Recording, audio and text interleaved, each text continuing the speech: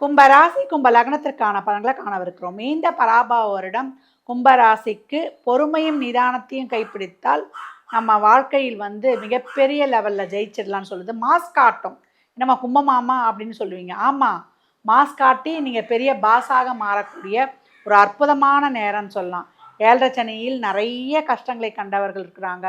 அந்த எந்த வயதாக இருந்தாலும், ஒரு சிலர் லவ்வர்ஸை இழந்திருக்கலாம், ஒரு சிலர் பெற்ற குழந்தையை இருந்திருக்கலாம், நல்லா வந்திருக்கோம். இந்த புள்ள தான் நம்மளை இனிமேல் கைப்பிடிச்சு கூப்பிட்டு போகணும்னு நினைப்பாங்க. சரியான தருணத்தில் அந்த குழந்தை எதிர்பாராத விபத்தில் மரணம் அடைந்திருக்கலாம். அதே போல் கணவனை மனைவியை இப்படின்னு பலதரப்பட்ட நெருங்கிய ஆத்மார்த்தமாக நேசிக்கக்கூடியவர்களை இழந்திருக்கக்கூடிய ஒரு கொடுமையான காலம் அப்படின்னு சொல்லலாம். அந்த உறவு உங்களுக்கு உறுதுணையாக இருக்கும். நம்ம ரொம்ப கஷ்டமாக இருப்போம், உட்கார்ந்துக்கிட்டே இருப்போம். அந்த டிப்ரெஷன் எப்படி நம்மளை அமுக்கும்னு தெரியாது. இதில் இருக்கக்கூடிய சதயம் மிகப்பெரிய சோதனைக்கு ஆட்படும் அப்படின்னு சொல்லலாம். ஏன்னா இதில் இருக்கக்கூடிய சதய நட்சத்திரத்தில் தான் ராகு இப்போ பயணிச்சுக்கிட்டே இருக்கிறாரு. அதற்கு கும்ப வீடு நல்லா அப்படியே விளையாடுவார். அவர் அதை வச்சு செயல்படக்கூடிய சூழலில் 6ல் வரக்கூடிய குருவால் நாம் நடத்தக்கூடிய செயல்களை இந்த 2லிருந்து சனி கொடுக்கக்கூடிய அந்த பெரும் பிரச்சனைகள் அது பெரிய பிரச்சனைகளாக மாறிவிடாமல் இருப்பதற்கு நம்ம கொஞ்சம் சிறப்பாக செயல்படணும். தேவையில்லாத செயல்கள்லாம் விட்டுட்டு ஆக்கப்பூர்வமான செயல்களில் ஈடுபடுவது ரொம்ப சிறப்பு. அப்போ கும்பம் இனி வரும் காலங்களில் மாஸ் காட்டம் ஜெயிக்க போவது உறுதி. 7.5 சனியில் ஜெயிக்கலன்னா அதுக்கப்புறம் எப்பவுமே ஜெயிக்க முடியாது. எந்த தசாபுதி வந்தாலுமே ஜெயிக்க முடியாது. அதனால் நிறைய கஷ்டங்களை பட்டாச்சு, நம்மளும் வாழ்ந்தாகணும் இல்லையா? நம்மளுக்கு நேரம் வந்தவங்கெல்லாம் போயிட்டாங்க. நம்மளுக்கு எப்போ நேரம் வரும்னு நம்மளுக்கு சொல்ல முடியாது. அது வரைக்கும் அந்த உலகத்தில் வாழணும். அப்போ நம்மளுக்கான கடமை என்ன இருக்குன்னு தெரியாது.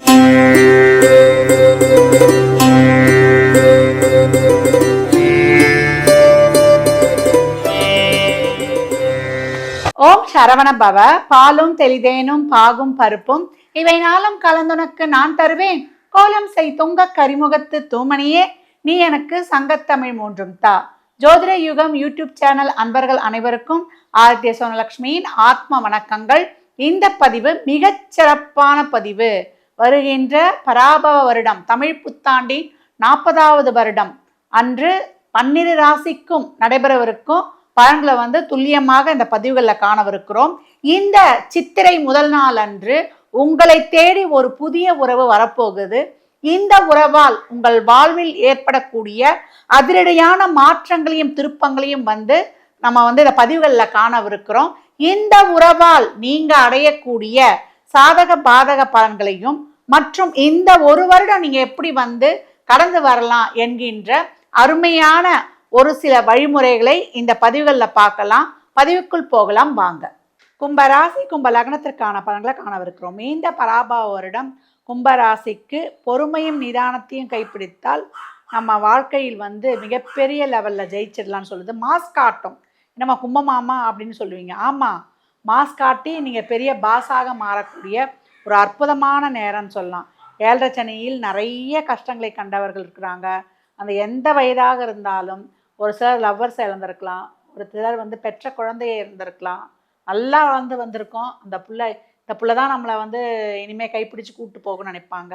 சரியான தருணத்தில் அந்த குழந்தை எதிர்பாராத விபத்தில் மரணம் அடைந்திருக்கலாம். அதே போல் கணவனை மனைவியை இப்படின்னு பலதரப்பட்ட நெருங்கிய ஆத்மார்த்தமாக நேசிக்கக்கூடியவர்களை இழந்திருக்கக்கூடிய ஒரு கொடுமையான காலம் அப்படின்னு சொல்லலாம்.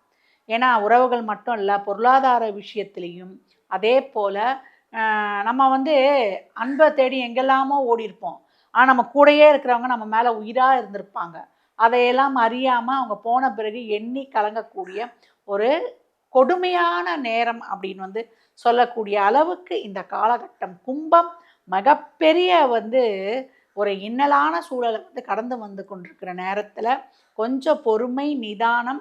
நீங்கள் நமக்கு நிறைய கஷ்டம் கடவுள் கொடுத்துட்டாரு, இதை இன்னும் மாற்ற முடியாது. நம்ம கேட்டுக்கிட்டே இருப்போம், ஏன் நான் நல்லது தானே நினைக்கிறேன், நான் நல்லது தானே பண்ணுறேன். நிறைய பேருடைய கேள்வி என்ன இருக்குது, நான் நல்லது தான் செய்கிறேன், கெட்டதை பண்ணுறவனா நல்லா இருக்கான், நான் ஏன் இவ்வளோ கஷ்டப்படுறேன்னு.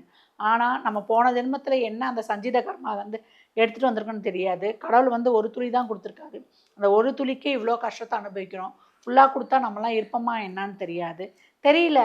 என்னவோ சொல்கிறாங்க, ஏதோ ஒரு காரணத்துக்கு நம்ம கேட்குற இடத்துலலாம் சொல்லுவாங்க, ஏதோ ஒரு காரணம் இல்லாமல் ஒரு காரியம் நடக்காதுன்னு சொல்லுவாங்க. ஆனால் ஏற்றுக்கொள்கிற நமக்கு தான் அந்த மனப்பக்குவம் வந்து வருவதற்கு தாமதமாகிறது அப்படின்னு புலம்பக்கூடிய கும்ப ராசி லக்னக்காரர்களுக்கு இந்த காலகட்டம் நீங்கள் சித்தர் ஜீவ சமாதி வழிபாடு செய்வது ரொம்ப சிறப்பு. இந்த காலகட்டம் குடும்பத்தில் உள்ள மூத்த உறுப்பினர்கள், மூத்த சகோதரர்கள், இல்லை மூத்தவர்கள் உங்களுக்கு வந்து அரவணைப்பாக இருப்பாங்க. அப்படியே உங்கள் கஷ்டத்தை கொண்டு போய் சொல்லுவீங்க. அந்த உறவு உங்களுக்கு உறுதுணையாக இருக்கும். நம்ம ரொம்ப கஷ்டமாக இருப்போம், உட்காந்துக்கிட்டே இருப்போம். அந்த டிப்ரெஷன் எப்படி வந்து நம்மளை அமுக்கும்னு தெரியாது. இதில் இருக்கக்கூடிய சதயம் மிகப்பெரிய சோதனைக்கு ஆட்படும் அப்படின்னு சொல்லலாம். ஏன்னா இதில் இருக்கக்கூடிய சதய நட்சத்திரத்தில் தான் ராகு இப்போ பயணிச்சுக்கிட்டே இருக்கிறாரு. அதற்கு கும்ப வீடு வந்து நல்லா அப்படியே விளையாடுவார். அவர் வச்சு செய்யும். சனி என்னென்னமோ வச்சு செய்யும். போன வாட்டி செஞ்சதெல்லாம் மிகப்பெரிய ஒரு வேலை. இப்போ குடும்பத்தில் வலி, வேதனை, பொருளாதார நெருக்கடி, குடும்ப ரீதியாக கணவன் மனைவி பிரிவு, குடும்பத்தில் வாக்குவாதம், சண்டை சச்சரவு, உறவுகளை உயிர்களை இழத்திலிருந்து பிளவு, பிரிவுகள், இழப்புகள் சொல்கிற இடத்துல சனி பயணித்து அவங்கள சிக்கி சின்னாபினம் இல்லாமல் ஆக்கி வச்சிருக்கிறார். அது வந்து எல்லா வகையிலையுமே, எந்த வகையில், அதாவது ராசியில் ராகு, 7ல் கேது, 2ல் சனி, இனிமேல் இப்போ வரக்கூடியது 6ல் ராகு. இந்த மாதிரி ஒருத்தர் அடித்தா பரவாயில்ல, சுற்றி எல்லாரும் 4 பேர் 4 பக்கம் AK-47 வச்சு அடித்தா எங்கே போய் விடுறது? ராகு கொடுக்குற சோதனைகள், வேதனைகள் டெய்லியும் இருக்குது. கேது அந்த பக்கம் ஒரு மாய வலையை போட்டு பின்னுது. சனி இங்கேருந்து டே டு டே லைஃப்பில் ஒரு நீட் எக்ஸாம் வச்சுக்கிட்டே இருக்கிறாரு. எங்கேருந்து தான் வெளியில் வரும்? 6ல் இருக்கக்கூடிய குரு அதான் அடிதடி அடால்தடியாக இனிமேல் வந்து எப்போ எந்த நேரம் எந்த பிரச்சனை, அது கடன் பிரச்சனையா, உறவு பிரச்சனையா, நம்மளுக்கு வந்து வெளியில இருந்து வரக்கூடிய பிரச்சனையான நம்ம பார்த்து முடிக்கிறதுக்குள்ளேயே நமக்கு வந்து விழிப்பிதுங்கி வெளியில் நிற்கிது அப்படின்னு வந்து சொல்லலாம். இப்போ இருக்கக்கூடிய சூழலில் 6ல் வரக்கூடிய குருவால் நாம் நடத்தக்கூடிய செயல்களை இந்த 2லிருந்து சனி கொடுக்கக்கூடிய அந்த பெரும் பிரச்சனைகள் அது பெரிய பிரச்சனைகளாக மாறிவிடாமல் இருப்பதற்கு நம்ம கொஞ்சம் சிறப்பாக செயல்படணும். தேவையில்லாத செயல்கள்லாம் விட்டுட்டு ஆக்கப்பூர்வமான செயல்களில் வந்து ஈடுபடுவது ரொம்ப சிறப்பு. இந்த காலகட்டம் வந்து உங்களுக்கு விரயங்கள் ஏற்படக்கூடிய சூழல் அதிகமாக இருக்கும். ஊரை மாற்றின, தொழிலை மாற்றின, இடம் மாற்றின, ஆனால் வருமானம் வருதானா இல்லை. இந்த கையில் வர்றது அந்த கையில் போகிறது நமக்கே தெரியாது, அந்தளவுக்கு இருக்கும்.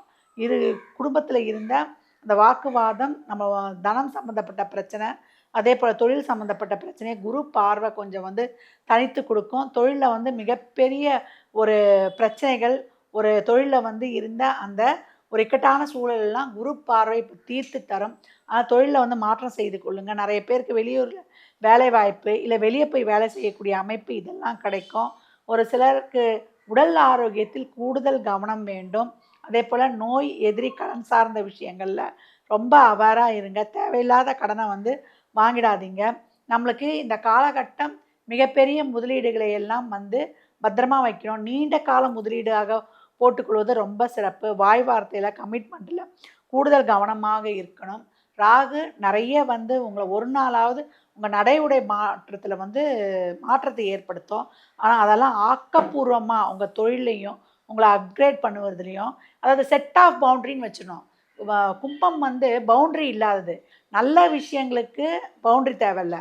நான் இவ்வளோ தான் பேசுவேன், இவ்வளோ தான் வந்து நான் வந்து ஃபோன் பார்ப்பேன், இவ்வளோ தான் வந்து நான் வந்து தேவையில்லாத விஷயங்களை பண்ணுவேன். உங்களுடைய தேவையில்லாத நடவடிக்கைக்கு ஒரு பவுண்ட்ரி வச்சுக்கோங்க. ஏன்னா அளவு தெரியாது, எல்லாத்தையும் ஒரே மாதிரி எடுத்துக்கும். உங்களுடைய வேலை, உங்களுடைய முயற்சி, உங்களை தொழிலை அப்கிரேட் பண்ணிக்கிறது, உங்களை டெவலப் பண்ணிக்கிறதெல்லாம் நோ பவுண்ட்ரி. அதில் பவுண்ட்ரி தேவை வேண்டாம்.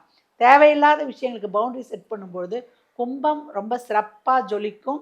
அதில் இருக்கும் சதயம் நிறைய மெடிடேஷன், யோகா அதுக்கு போங்க.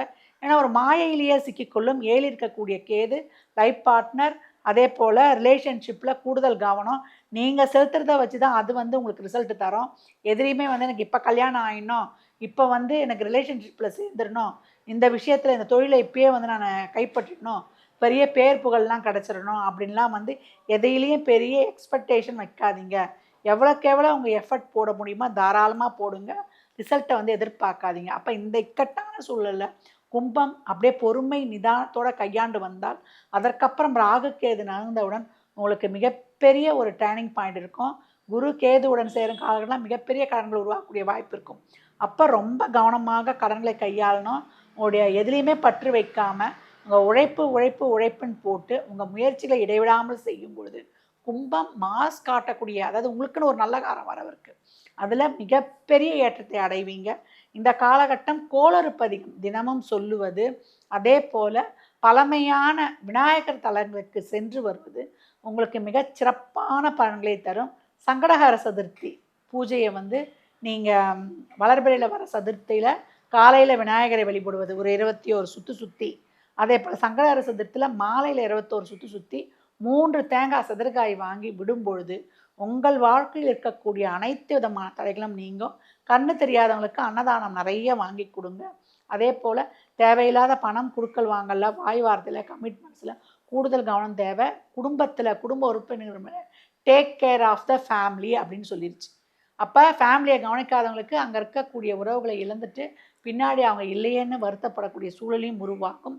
கவனம் கவனம் கவனம் அனைத்து வகையிலையுமே. சனி சொல்லக்கூடிய பாடமே என்னென்னா பொறுமை, நிதானம், பொறுப்புணர்வு, சகிப்புத்தன்மை. இது இருந்துட்டாலே நம்ம சிறப்பாக இந்த சூழலை கடந்து வரலாம். உங்களுடைய சுகல் சௌகரியத்திலேருந்து, உங்களுடைய வம்பு வழக்கு வியாஜியங்கள்லேருந்து, உங்களுடைய அடையாளத்திலிருந்து சனி சிறப்பாகவே பண்ணி கொடுத்துருவார்.